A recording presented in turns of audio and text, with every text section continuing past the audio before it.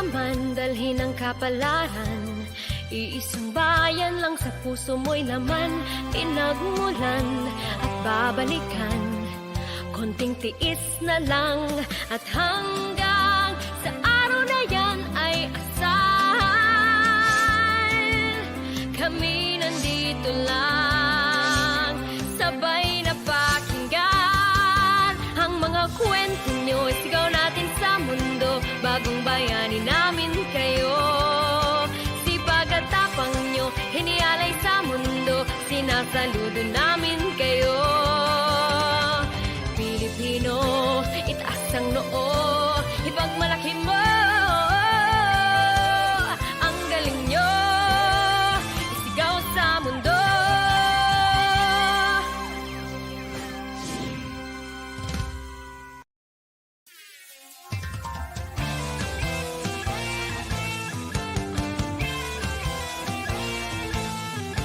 Juan, saan ka man dalhin ang kapalaran, iisang bayan lang sa puso mo'y laman, pinagmulan at babalikan. Konting tiis na lang at hanggang sa araw na yan ay asal. Kami nandito lang, sabay na pakinggan ang mga kwento nyo, isigaw natin sa mundo, bagong bayani namin kayo. Tapang nyo, hinialay sa mundo, sinasaludo namin kayo. Pilipino, itaas ang noo, ipagmalaki mo ang galing nyo, isigaw sa mundo.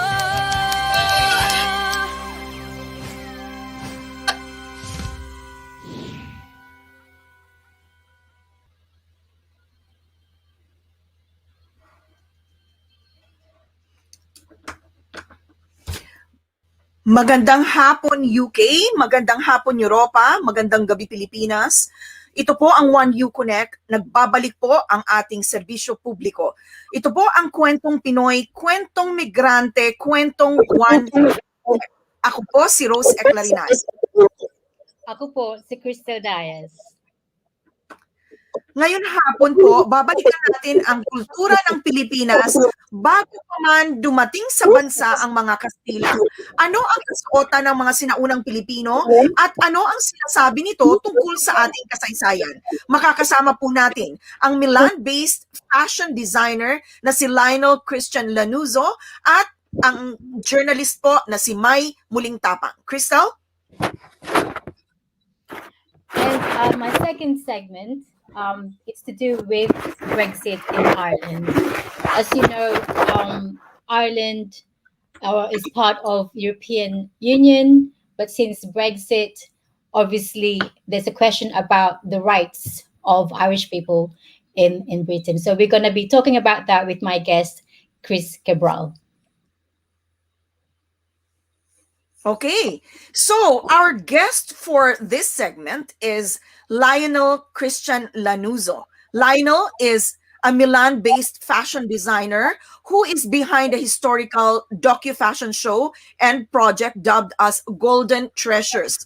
Bilang bahagi po ito ng commemoration of the 500 years anniversary of the victory of Mactan. Also part of the quincentennial commemoration of the Christianity in the Philippines. Lionell is 32 years old. He is originally from Pampanga. Magandang hapon sa iyo, Lionell. Magandang hapon po sa lahat po ng nanonood. Hello po, everyone. Hi, Lionell. Salamat po sa pagpapaunlak ninyo. At narito kayo ngayon sa JUANEUKONEK. Lionell, bago natin pag-usapan ang nakakabilib na project na ito na sinimulan mo, tell us about your OFW story. Paano ka nakarating sa Italia? I was petitioned po by my mom together with my dad po when I was back in high school po. Medyo bata pa po ako noon, and then from there po I started studying here in Italy po. Okay. And sorry ha. Pinag-aralan mo ba ang fashion design sa Italy o ibang kurso ang kinuha mo? I studied chemical engineering po, Chimica Industriale here in Milan. But I think iba po yung naging way ko as years pass by po. I went into fashion design po recently. Okay. So yan ba talaga ang gusto mong gawin? Is that really what you wanted to be? Gusto mo talagang maging fashion designer simula bata ka pa? Yan ang pangarap mo? Even before po, hindi ko po talaga maisip na magiging fashion designer ako kasi wala po sa family namin, background namin na into fashion. Pero I think it's a passion na rin po kasi mahilig po ako mag-drawing, mahilig ako mag-design, and then nadadala ko po siya sa pagde-design ng mga damit, and kung ano man po yung ginagawa ko ay put Filipino, yung tatak Pinoy doon po sa mga ginagawa, especially with the creations that I do po. Okay. So, Lionel, tell us naman about this project. How did this come about? Yes, we're very proud po to present yung the Golden Treasures po. It's a collection po of the illustrations from the Boxer Codex and also dun sa Bangko Sentral ng Pilipinas, the ginto, named ginto. And it came about po when I had a fashion show in Stuttgart, in Germany. It was called Langenak der Consulate. And then this project was presented to me by Miss Fatima Mueller. She is the vice consul of Frankfurt. Vice Consul in Frankfurt, and then she told me na there will be a project of celebration of 500 years of celebration this year. So sabi ko po, sige po, pag-aaralan po namin. And then the first thing that we did is yung pong lumabas na pintados. This one, the lapu-lapu, si lapu-lapu. So nagustuhan naman po, and then we proceeded with the whole collection po afterwards. Okay. So si lapu-lapu, yan ba yung parang recreation din ng pintados? Yes po. We managed to recreate yung pong yung image ni Lapu-Lapu, and then habang nilabas po namin yung video, yung pong photoshoot, kasabay po siya na naglabas naman yung Bangko Sentral ng Philippines ng bill, 10,000 peso bill. So parang nagkasabay-sabay po lahat. So I think it's God's will din po na gumawa po kami ng something like this, even though we are far away from our country. We're in Europe po. Oo. So ano yung general theme nito, Lionel, yung proyekto na ito? I think this theme, yung general theme po nito is, I think it's about giving a renewed consciousness about our ancestors. Kasi po hindi po lahat nakakaalam na we are rich in gold. Even mga alipin ay yung mga timawa, the mandirigma. We are rich in culture and heritage. I think this time po we need to ipagmalaki po natin what we have, kasi it is very interesting po. Habang ginagawa po namin, our team, itong mga yung photoshoot, and also the designs, the jewelry, kami po mismo, we are very nagugulat dun po sa mga nalalaman namin. Okay. So it's parang learning process din sa inyo. Yes You learn from the research. So Lionel, you have chosen 8 pieces to recreate based on the unearthed pieces in the Bangko Sentral Pre-Hispanic Gold Collection. So yung 8 pieces na ito yung photo-shoot ninyo. Tama ba? Yes po. This we tried to replicate. I tried to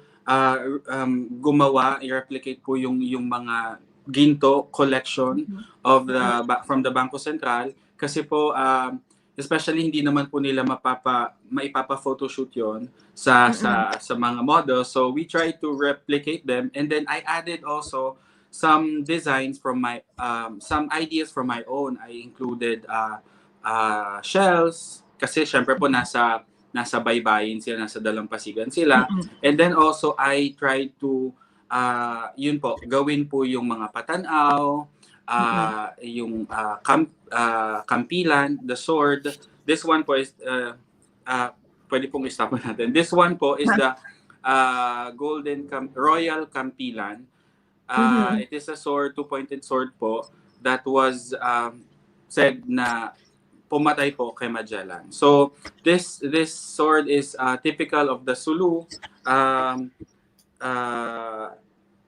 Yan po yung usually po na the design po. I have it here po. Okay, show us. This one po. Wow. This design po. I tried to do it from the photos that we've gathered from the Ginto collection po, from the Bangko Sentral. And then ito lang po kasi yung lumabas, this part. So yung sa baba, I tried to do the kampilan sword na 2-point po siya. And then ginawan ko na rin po ng holder or yung lalagyan just to do everything po. I see. Okay. Salamat sa impormasyon na yan, Lionel, no? Mabuhay ka para dito sa proyekto na ito. At this point naman, tatawagin po natin ang multimedia journalist na taga TFC News, Mye Mulingtapang, para po maging bahagi ng ating discussion kasi siya ay ang project director ng proyektong ito po. So, Mye? Hi, Mye. Hi, Mye. Hindi natin marinig ang boses ni Mye. Yes. Yes. Okay. There you go. Yes. Hi, Rose. Hi, Crystal. Hi, Christian. So, thank you for this opportunity of having us this afternoon para ma-share sa ating mga kababayan what this project is all about. So, just to add additional information on what Christian has already shared. So, itong project na ito, it actually we wanted to actually give like a positive or send a positive message to everyone na we should all be proud of our past, our origin and culture kasi marami na sa atin ang hindi nakakakilala. I mean, even they know Lapu-Lapu but they don't know what happened to the battle at Mactan, the victory at Mactan, why we're celebrating why we are commemorating this event. So through the virtual fashion exhibit, meron doong mga information na through research talaga na ginawa namin because I was asked to help the group na mag-research and provide information. So ito is yung lahat ng information na isinama namin dito sa exhibit, kinuha siya sa Boxer Codex. Yung Boxer Codex, ito yung Manila manuscript na tinatawag nila wherein doon talaga naka-chronicle Magellan's chronicler Antonio Pigafetta, siya yung nagkwento what happened, what transpired during the Spanish period. So kaya siya naging Boxer Codex kasi the book was bought by Professor Charles Boxer. But anyway, moving on to the collection, we wanted to showcase 8 unhispanized Filipino. So kung paano talaga yung mga kababayan natin before na hindi alam ng nakararami na the Philippines is actually really rich. So mayaman tayo sa ginto. So the exhibit actually mainly features ancient ornaments crafted by our Filipino ancestors. So yun nga yung nahukay. These ornaments were unearthed na ito yung permanent collection ngayon sa Bangko Sentral ng Pilipinas. Okay. May siguro makaka-relate ang marami sa ating mga kababayan. Alam naman natin kahit madapa ka, saan ka makapunta, alam mo kung kailan na-discover yung Pilipinas kasi parati yan kasama ng exam natin, di ba? So that's April tapos 1521. April 1521. 15, Yes. diba? Yes, Miss. That's right. April 15. Oo. So yung Battle of Mactan, kailan siya nangyari? Battle of Mactan, ito very important din sa history natin. It happened April 27, 1521. So parte din siya, like it's a milestone celebration ng 500th anniversary of the victory at Mactan. Kasi ito nga yung when Lapu-Lapu was able to defeat Magellan. So, yun yung nagsimula nung history talaga na Lapu-Lapu was known to be the first Filipino warrior to have fought against Spanish colonization. So, itong mga events na ito, actually a series of events na sineselebrate ngayon through the National Quincentennial Committee plus yung commemorate din natin ng Christianity. Introduction of Christianity in the archipelago. So, yung mga events na ito, yung kailangan nating balikan at muling ma-share sa ating mga second, third generation na hindi na siguro alam yung mga information na ito. Okay. At saka yan, interesting ang model pa ninyo dito sa Lapu-Lapu Pintado, si Ascals na si Simone Rota. I know. So nakakatuwa naman na you were able to assemble yung team na yan kasama yung mga Pinoy dyan sa Milan. Pero May, gusto ko lang balikan kasi nabanggit mo kanina na nag-research kayo dyan and gusto kong malaman how truthful are the designs to to our history. Kasi ibabahagi ko yung nabanggit mo kanina na si Antonio Figafetta na yung chronicler po ng expedition ni Magellan. Siya yung nagtatala ng mga observations. Ang sinabi niya, which actually para sa akin napaka-importante kasi nung nag-aaral din ako ng history, hindi ko to natatandaan na, no? Ang sinabi niya, yung Raha na meet nila, they first met, he was very grandly decked out according to their customs, and the finest looking man that we saw. He was tawny and tattooed all over. So yan na yung pintados. Yung tawny, ang ibig sabihin po nito ay brown. So ano talaga tayo, kayumangging kaligata ng mga Pinoy. Kasi yan yung mga dato natin ng mga bago pa dumating ang mga Espanyol. So, etong mga ito, May, yung photoshoot ninyo na ito, mahabang research ang isinagawa nyo at saka yung pag-recreate ninyo uli nitong the look. How long did it take? Well, we started, I think, 2 months ago. These were all done in a span of 2 months, 2.5, I think. We started last December for the shoot. December, yeah. Yung first one, but I mean to the complete first the second collection, it took us 2 months, I think. So meron kayong 8 collections at makikita ito sa online fashion show. When is it going to be? On the 27th of April po. This coming 27 on Tuesday po. It will be live on Philippine General Consulate in Frankfurt po. And I hope it will be picked up by National Quincentennial po. Or it will be picked up by the National Quincentennial po. Well, actually, just to add up to that, yung Pintados, the first one that we did with Simone Rota, it was featured by the National Quincentennial Commission. So I wrote an article about that, and they also showed the video on their page, on their YouTube channel. So we're hoping that the entire collection they could also show. So at least just to complete the project.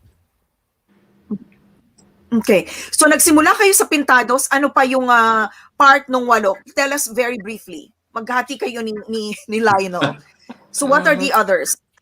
Well, since ito po talaga is ang project is Golden Treasures Collection, so it contains all the elements of the Philippines past. So history talaga tayo. Balik tayo sa history natin, pre-colonial, pre-Spanish period. So ang second part nung collection with the other seven. So these are about the people, clothing, ornaments, body painting, and these were pre-colonial 15th century nung nangyari. But the basis, yung ginamit naming reference talaga is from the Boxer Codex kasi andun yung mga colorful photos of of our ancestors. And then dito rin kasi namin naipakita yung aesthetic image of our Filipino ancestors. So kasama pa rin dun yung traditions, beliefs, and rites that these were actually the central topics of the project. So Christian, together with the rest of the group, yung photographer, videographer, naging source of inspiration talaga yung Boxer Codex to show it's actually a sterile showcase of the past. So, ngayon lang makikita siguro ng ibang tao na ganon ka-ornate, ganon ka-intricate yung mga jewelry natin before. Yes. Okay. Okay. So yung mga damit ng mga kababaihan, parang yan ba yung fashion that time? Aha. For the attires, their attires po, I incorporated po yung fabric from Mindanao, and kaya po yung makikita na medyo kumikinang din sila. And then po yung damit po nila, I tried to imitate or parang i-recreate din po yung images, yung attires po nila based on the Boxer Codex po. Just for example po, the blue one, the royal, the blue one, the other one po, for the female. Yung attire. blue one is the Cagayan princess. So yung pong makikita nyo dyan na blue, na all blue, she's a Cagayan princess. Ayan, that one. Yes po. Mhm. And then napapalamutian Oo. din po yung damit nila ng golden, na mga gold, and also for the bangles, the earrings po. We were not able to find the name of the earrings, the earrings that she is wearing. But I replicate naman po namin para po doon sa shoot. And yeah, I think everyone will be very interested in this po kasi it takes part of it talks about our history, and then yung pong sa mga hindi nakakaalam ng history natin. Tulad isa na rin po ako kasi I didn't know na we have so much to offer. We are rich in gold and in culture before pa. So medyo eye-opener din po. Miss Rose, Oo. just a Okay. disclaimer, no? Kasi syempre, marami tayong mga kababayan din na coming from different tribes, no? So may regionalism tayo ever since. Disclaimer lang na siguro kung meron part ng collection na kasi this is just a recreation so the designer Lionel just used materials that were available to him. So if they check the Boxer Codex and then the color of the dress is different, that's because that's the only fabric or textile that he had at the moment. But ang pinakaano po talaga nito, he might not be able or to really totally replicate kung ano yung nandoon sa Boxer Codex, but the Boxer Codex was just like a source of inspiration for him. So parang ito talaga Yes. for aesthetic purposes, no? Mhm. Kasi napansin ko rin, Lionel, meron ka ring mga input, like for example, yung what was that? Yung dagger? What you call that? Yes, opo. Yung na ginamit nila Lapu-Lapu, may dinagdag ka. Opo, actually, yun po. Kaya po ako gumawa ng kampilan, dagger. Kasi po, Kampilan, yes, thank you. kampilan, sword, and then yung pong hilt na dagger hilt. Kasi po, hindi po namin na-foresee na talagang even na yung mga sword, yung mga dagger ay makikita nila. And we were just hoping to share the project that we've done, And then thankfully po na naaprubahan naman po ng National Quincentennial Committee. And then all of those comments came in. Pero we're happy po kasi napansin din naman yung project na ginawa po namin. Okay. But this time, we tried to, I made the hilt and also yung pong dalawang holder. Okay. Dagger holder. Oo. Oo.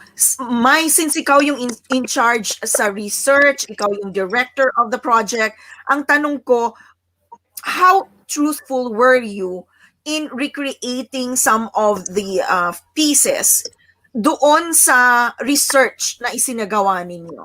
80%, 50%, ilan yung aesthetics ng component niyan? Like for example, Christian was able to really replicate yung some of the necklaces and the earrings. So we can say in terms of the costumes, we weren't really able to get the exact color. The sword is the exact hilt. So if you check the Boxer Codex, the dagger hilt, the Kampilan hilt, they all look, the same. Like we can say like 70 to 80% yung resemblance.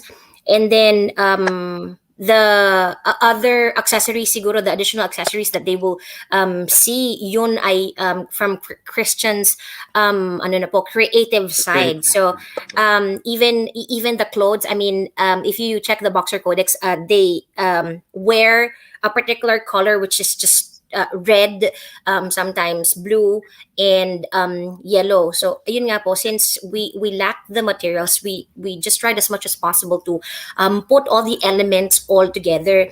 That's why if they will see the video, the final video, we just focused on the pieces, the main pieces that we chose, highlighting the gold collection of the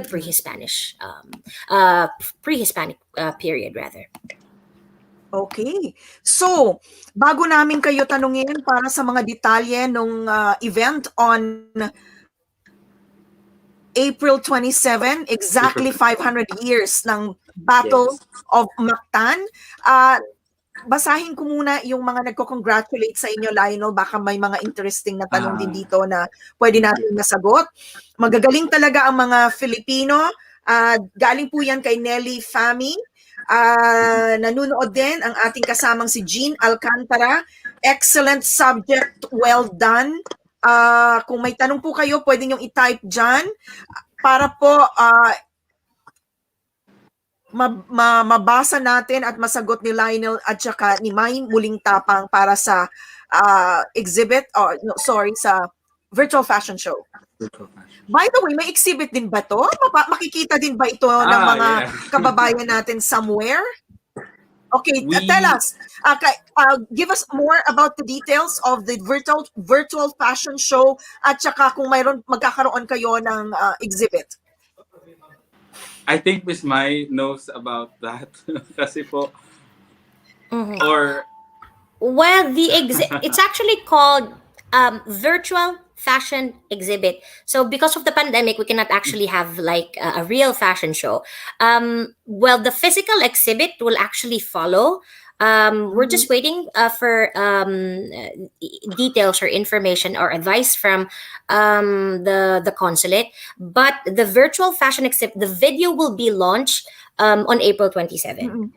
So they can actually watch the whole video. Is actually a 6-minute video. So they will see all the collection. They will see all these pieces on the 27th.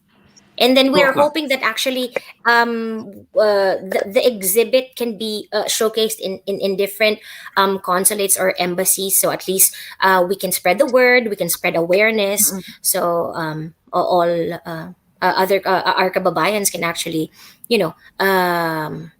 understand and learn from our rich past. Okay, nanonood din ang aking kumare na si Marites Allen. Well done, guys. Thanks, Maring Rose, for wearing our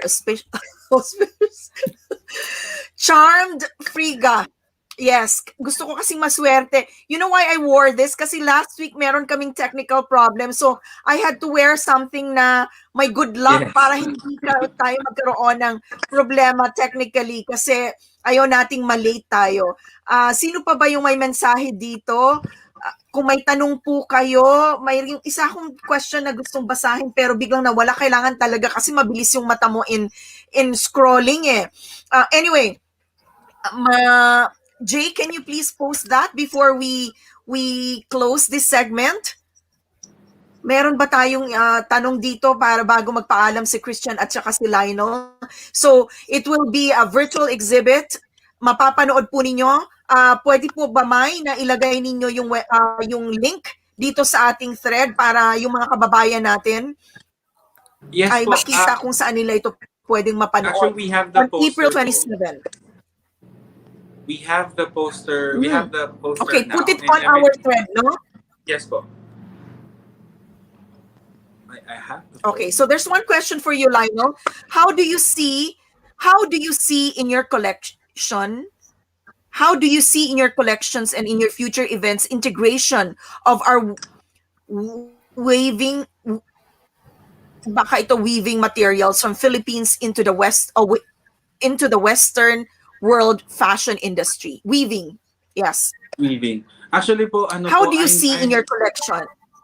It's very interesting po kasi I've been a fan of Philippine artistry and Filipino weaves. I always use tinalak, banig, and some interesting stuff that we can offer here in Europe po. Kasi I think it's about time that people from this side of the world, of the globe, would understand na not only sorry po to name a few South African or Indian or Indonesian fabrics or whatever na mga fabrics. We also have something to share with the world, especially with our weaves are very interesting po. So I think yes, just give us a couple of months or years and I think people will really appreciate po yung our designs po, our weaves here in this side po. Okay. So that's really great. Good to know that. Ngayon, bibigyan na natin kayo ng pagkakataon to please invite our kababayans para manood nitong virtual exhibit na ito na napakagandang proyekto ninyo, especially for the millennials. Mari-review natin, mababalikan natin yung ating kasaysayan. Go ahead, Lionel and Mike. Yes po. So thank you po for this for this opportunity that you've given us para ibalita po sa inyo that we are this project, it's called Golden Treasures, that it involves our culture, arts and tradition po ng ating mga ancestors, and we are inviting everyone this 27th of April po at 2 p.m. It will be live on Facebook at Philippine PHIN Frankfurt. It's the Philippine Consulate General in Frankfurt po. And yes po, please like and share yung video, and I think it's about time po na Filipino culture takes a statement po in this part of the world po. Yes, Okay. and for those people Mike? who weren't able to get the link po, we will be posting the link, all the details of the virtual fashion exhibit in the thread and also our respective profiles. So they can follow Christian, they can also search. I'll be posting the video and the invite on my social media platforms as well. So thank you very Okay. much for your time, and I hope that our kababayans will support this project, this wonderful project that we have prepared. Golden Treasure, suportahan po natin mga kababayan ang proyektong ito na pinangunahan po ng TFC correspondent sa Milan na si Mye Mulingtapang, siya ay project director, at ang fashion designer na si Lionell Christian Lanuzo. Maraming salamat sa inyo. Magbabalik pa po Thank ang you po. JUANEUKONEK. Thank you very much. Thank you po.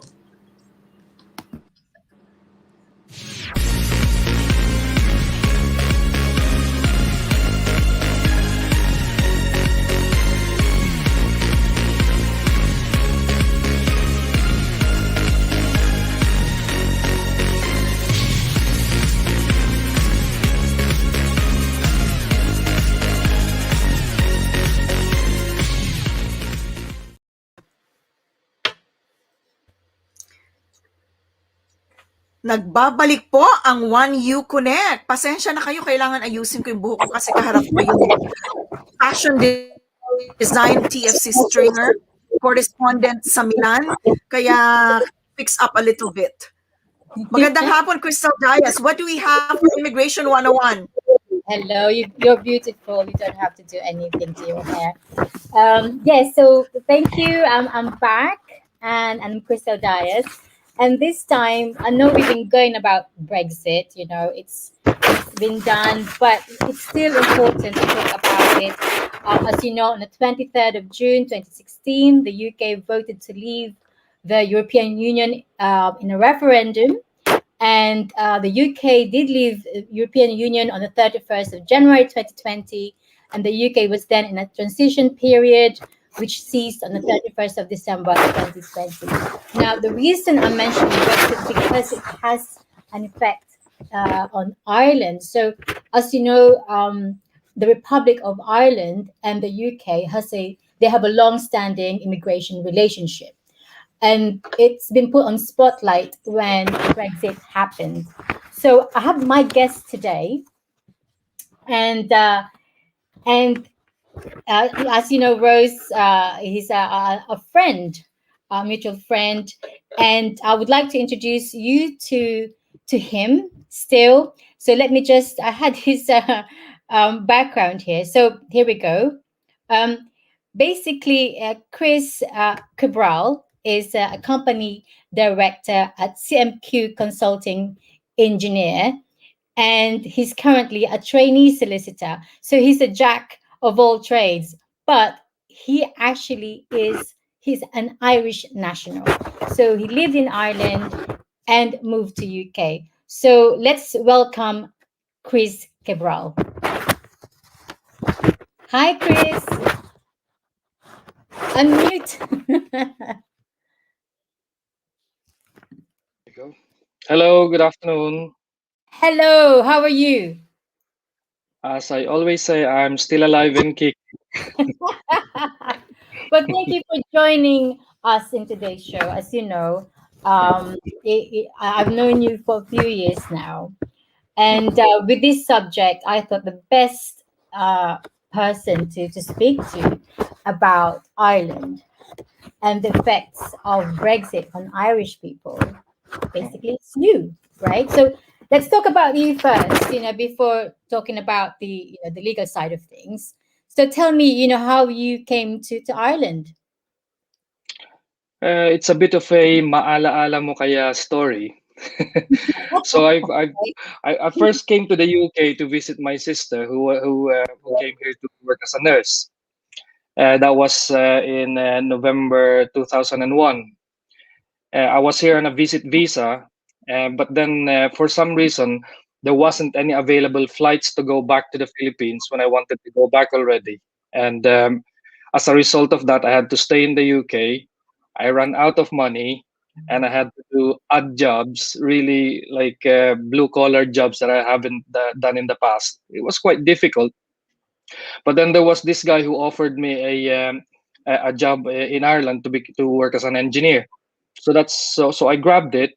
It was the quickest visa application I ever did because I went to I was living in Derby at the time, Derby, and then I went to London to not to visit the Queen, but to go to the Irish embassy. So I presented the application form. I gave them my passport, and 10 minutes later they gave me a visa to work to Ireland. So they immediately after that, in the same day, I flew to Ireland, and then my employer then brought me to a remote place. So I never got the chance to see the cities in Ireland. So I was brought to somewhere in Galway. So I started working on fields. I had a tiny hut.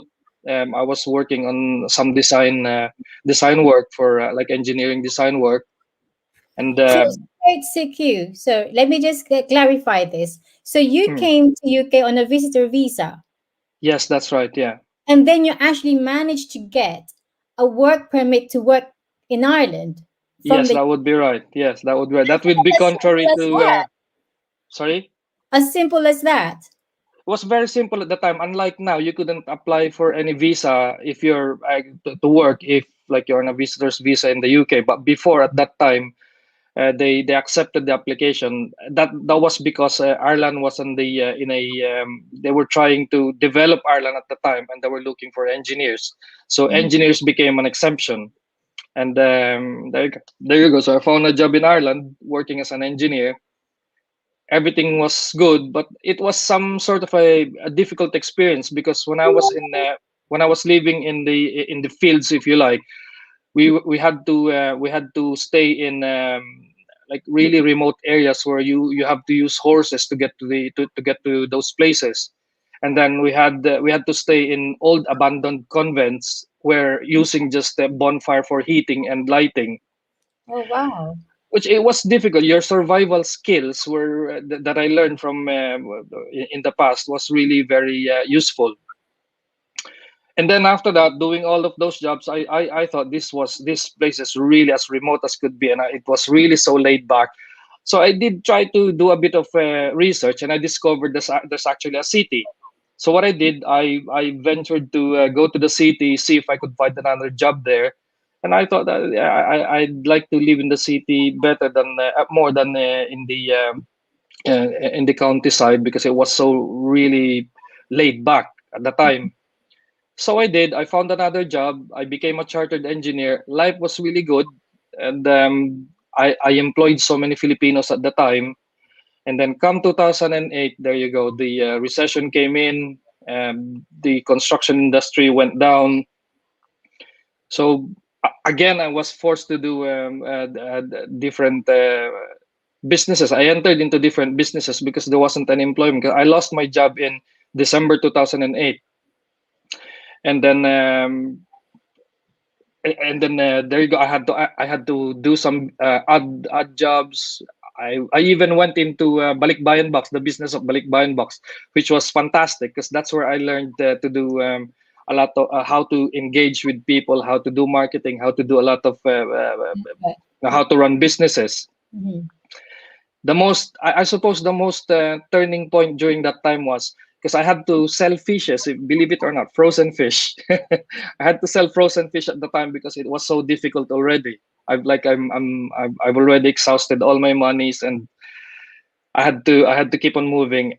So I went into selling fishes, and one morning about 6 o'clock in the morning, I had to knock to one of my friend's house, and I said, so I had to wake him up, and I said, "Would you like to buy some fishes?"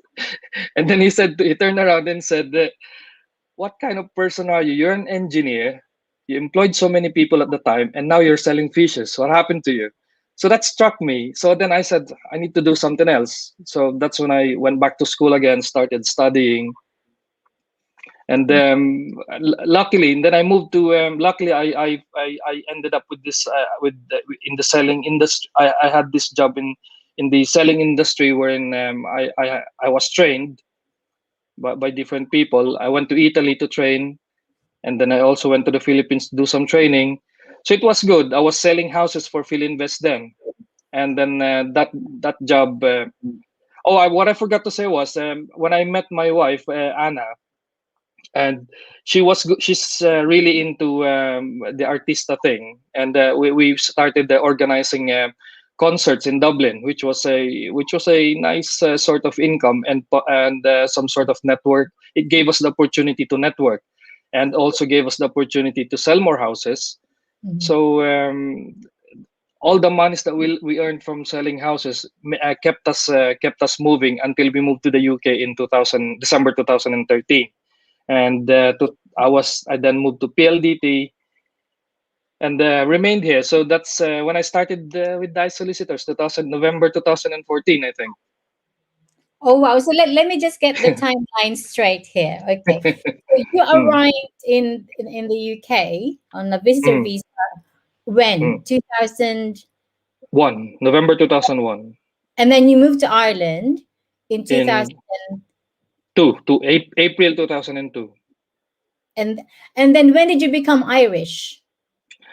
I became Irish in 2006 or 2007, I think. 2007. So after 5 years, then you were able to apply for your Oh no, sorry, my mistake. So, because you couldn't apply until 7 years at the time before you could become you could become Irish. It would have been 2009 when I became an Irish national.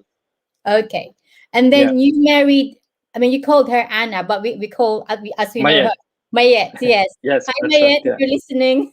Yeah, I mean, she's into, organizing events, events. events, right? So you met her in Ireland. Yes, yes, that's right. Yeah, And you actually have a child together. we have Miguel. He's now turning 9. He's 8 years old, but turning 9 soon. He was born in In Ireland, he was born in Ireland. he was Yes. born in Ireland. So he's actually an Mm. Irish national through you.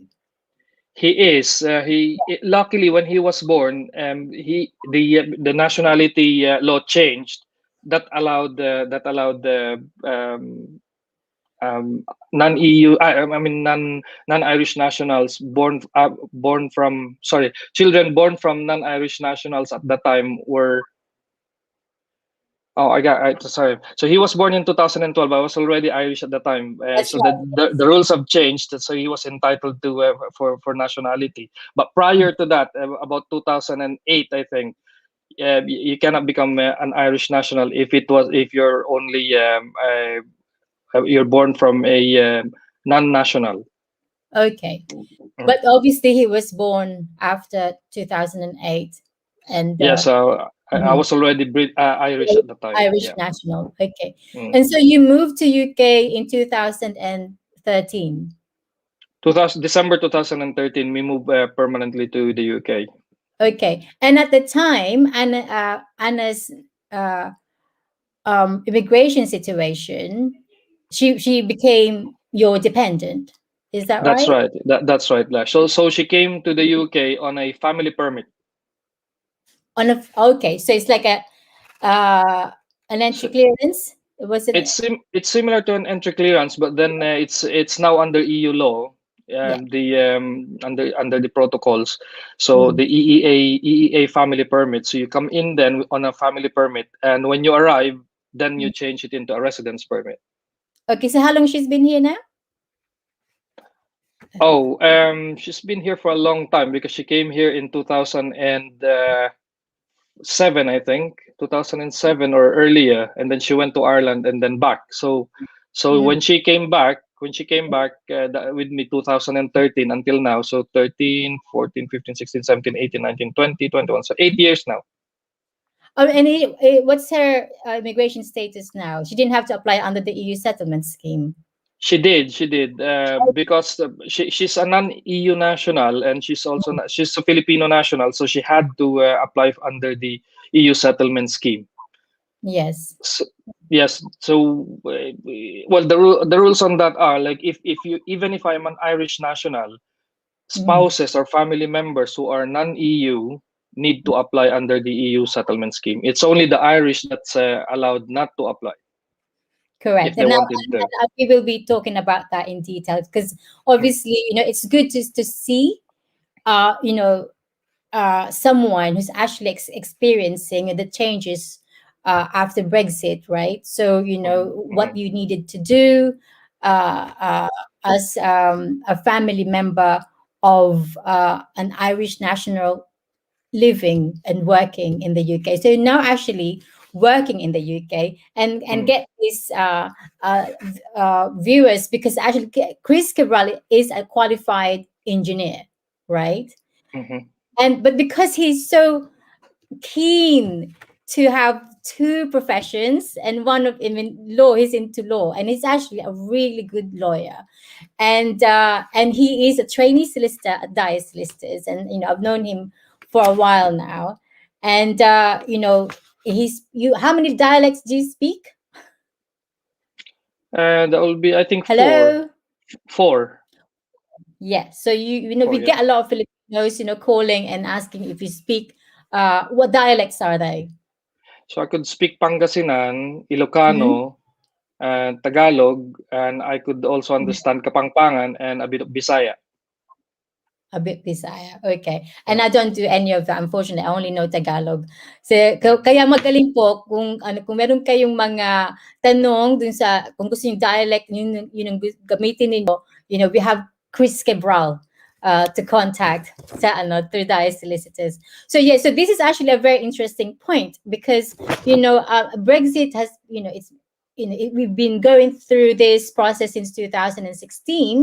And as you know, the EU settlement scheme, it's still there until June 2021. You can register until June, and it's the end of June, June 30th. 2021. That's right. Yeah. So let me just go through about yung effects ng Brexit. So any British citizens wishing to stay in Ireland, so this is like the opposite. So if you're a British national wishing to stay in Ireland, you can continue to have the right to live and work in Ireland as part of the common travel area.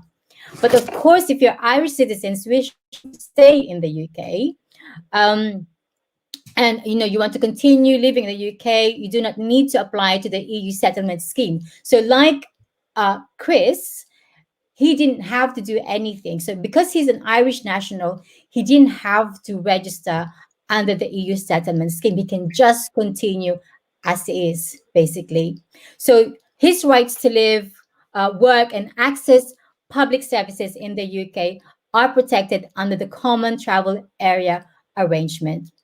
However, even though you do not need to apply to the scheme yourself, your family members from outside of the UK and Ireland will need to apply. Hence, si Mayet, Anna, she applied under the EU settlement scheme. And then Miguel didn't have to because it's actually your son, who's very cute, by the way, I can't believe he's going to be 9. He's an Irish national and he's here, enjoying life in the UK without having the need to apply under the EU settlement scheme. Correct? That would be right. Yes, Ms. Chris, that's right. Yeah.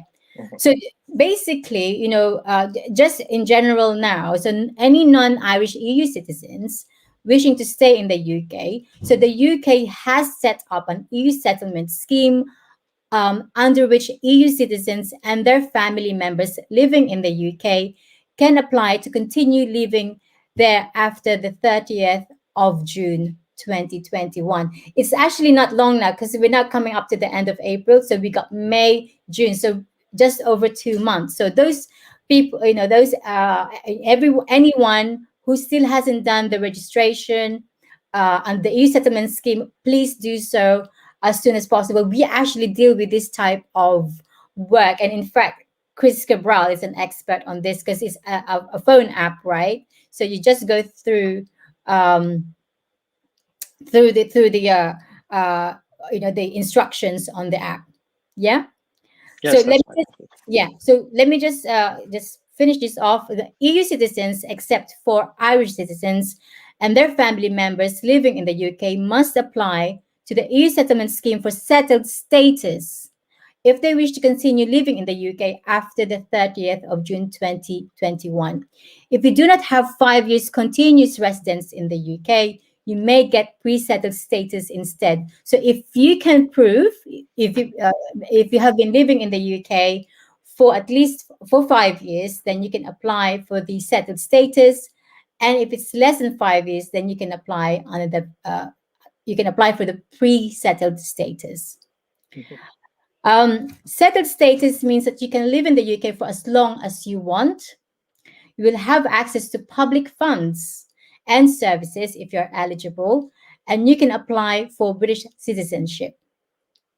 Any children born in the UK after you get settled status will automatically be British citizens. Pre-settled status means that you can live in the UK for a further 5 years. When you have had 5 years continuous residence, you can then apply to change to settled status. You must do this before your pre-settled status expires. So the deadline for applying is 30th of June 2021. So that's it. So it's clear. Anyone who have questions, so if you're Irish national, you don't have to do anything. If you want to become British, it's a choice. But it's important to note if you have a family member who's non-Irish or non-EU national, then you'd have to check whether you need to apply under the EU settlement scheme. So Chris Quebral, you're there. Yes, Thank you Miss Chris, I'm still here. Thank you very much for joining in. Is there anything you want to to say, like a parting message? Well, I think just in addition to what you've already mentioned, I think it's also it's advisable that even if you're an Irish citizen, you also it would be good for you to apply under the settlement scheme or immediately apply for British nationality if you have spent at least 5 years in the country. And the reason for that is as we have seen, they could easily change the rules, and once they've changed the rules, then nothing might give you any guarantee. Albeit that they haven't really done that in the past, but it will still be good if my fellow probably naturalized citizens or not the non-natural natural born Irish to apply for British citizenship. The situation though between people living in the Northern Ireland is completely different category from people living from Republic of Ireland coming here to live. But if you need further advice in terms of that, contact us. Dias Solicitors, yes. Thank you again. Once again, our big hugs to my big hugs to Anna, Mayette, and Miguel, and I hope to see them very soon. Okay. All right. Have a nice day, Miss Chris. Thank you. Bye-bye. There you go, Rose. Unmute. Unmute me.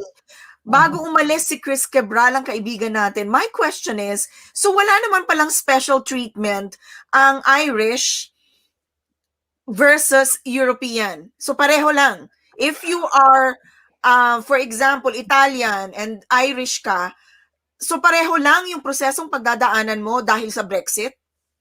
Not necessarily. Not necessarily. Kasi pagka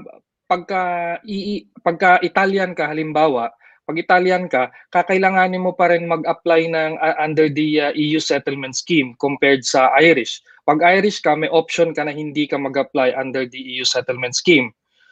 And the other thing, as I've said, is yung within 5 years na nandito yung isang Irish, pwede na siyang mag-apply for British nationality, whereas yung Italian citizen will have to wait further bago siya makapag-apply for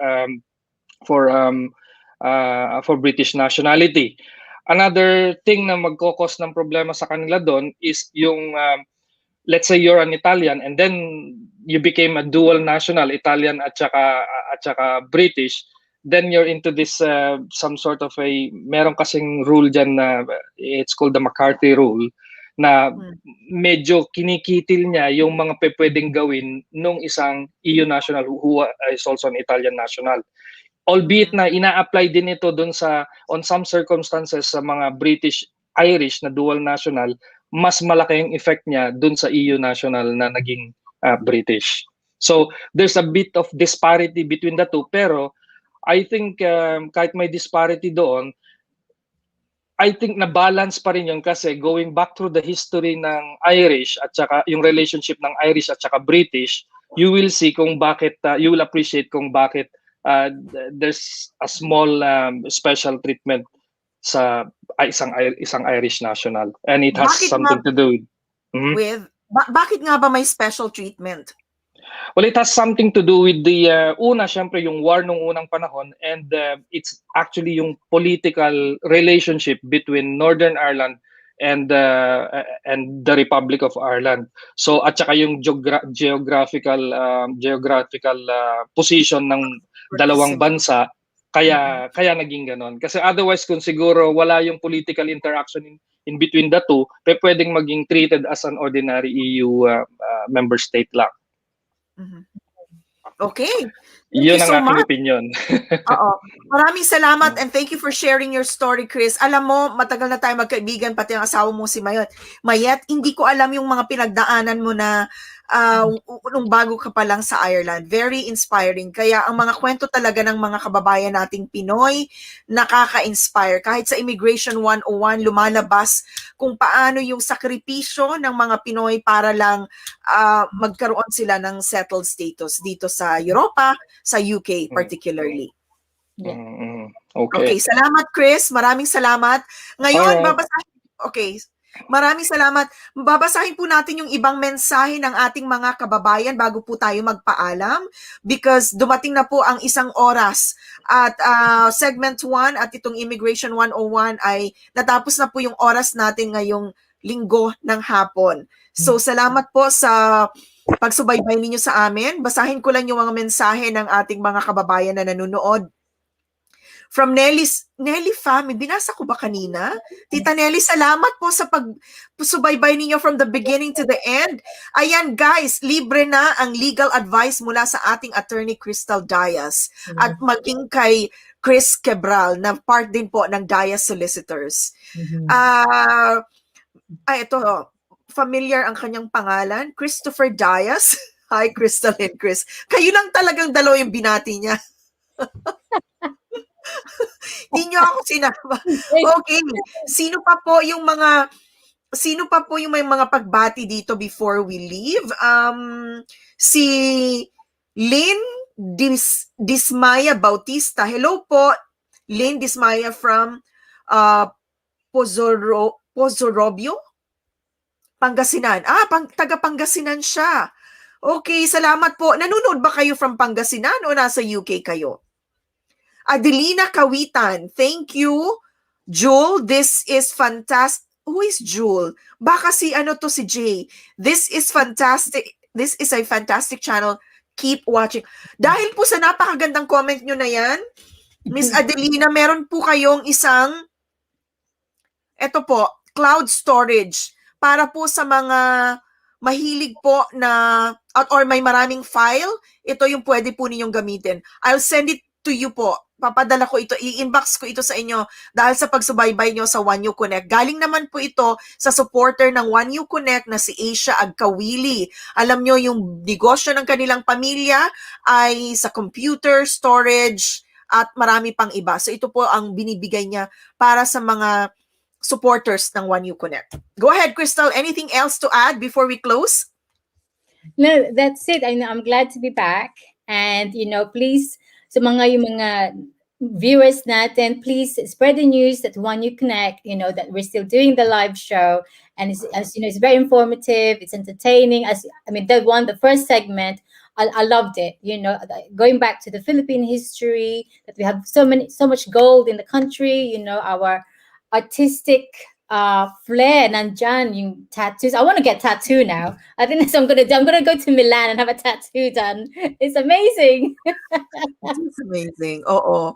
Nakaka-proud, It really makes us proud being Filipino and yung mga pagsisikap ng mga kababayan natin to showcase our talent as Filipino. So, thank you sa ating guest kanina, Mye and Lionel. At wag po ninyong kalilimutang suportahan ang virtual fashion show and exhibit sa April 27. That is the 500 years of the Battle of Mactan. So, napaka-importanteng araw at i-commemorate siya sa pamamagitan ng isang virtual fashion show. Gusto ko rin pong makiramay sa ating kaibigan, pillar ng Filipino community dito sa United Kingdom. Kayo po, kung kailangan ninyo ng pagpapagupit, pagpapaganda, Philip De Vera Salon sa Earl's Court, kaibigan po natin. Matagal na akong walang nail polish dahil sa lockdown, kaya kailangan natin bumisita. The reason why I'm mentioning it, pumanaw po ang minamahal na nanay ng ating kaibigan na si Philip De Vera. So ang JUANEUKONEK po, ang aking pamilya rin ay nakikiramay kay Mr. Philip De Vera sa pagpanaw po ng kanyang minamahal na ina. Nakikiramay kami, Philip. So we'll see you soon. Maraming salamat. Mga ka-Konek, salamat din po sa pagsubaybay ninyo sa amin ngayong hapon. Mula po sa ating Golden Treasures, Fashion and History, Immigration 101 ni Solicitor Crystal Dias. Kung hindi pa po kayo nagpa-follow, please follow us on Facebook And nasa YouTube din po kami. Hindi kami madalas nagko-comment sa YouTube. Hindi tayo madalas nakapag-engage sa ating mga audience, but we are also on YouTube. So, sa susunod na linggo po, makakasama naman po natin ang ating kakonek na si Jean para po topic naman na interesting about jobs, trabaho na pwede po ninyong pasukan, at another inspiring story po, syempre. Ako po, si Rose Eclarinal. Ako si Crystal Dias. Hanggang sa muli, Hanggang sa muli sa sa One. JUANEUKONEK. You- Maraming salamat po. Bye!